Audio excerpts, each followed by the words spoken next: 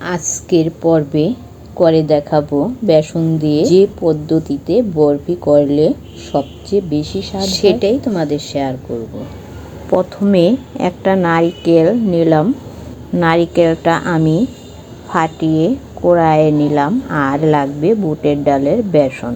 বেসনটা আমি ভালো করে ভাজতেছি, এমনভাবে ভাজবো যাতে কালারটা চেঞ্জ হওয়ার পর গাওয়া ঘি দিয়ে আরেকটু ভাজলাম।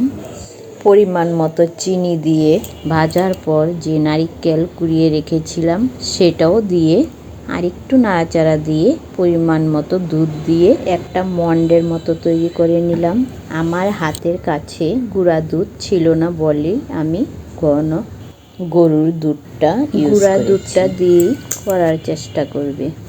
আমি কিন্তু সবসময় গুঁড়া দুধটা দিয়েই করে থাকি, তবে অবশ্যই দুধটা এমন পরিমাণে দিতে হবে যাতে আঠালো আঠালো একটা ভাব থাকে। থালের মধ্যে ঘি দিয়ে মথে থালাতে সেট করলাম, তারপর বরফি আকার কেটে নিয়েছি। ব্যাস হয়ে গেল বেসন দিয়ে সুস্বাদু বরফি। ভালো লাগলে লাইক, কমেন্ট, শেয়ার করার অনুরোধ রইল। নমস্কার।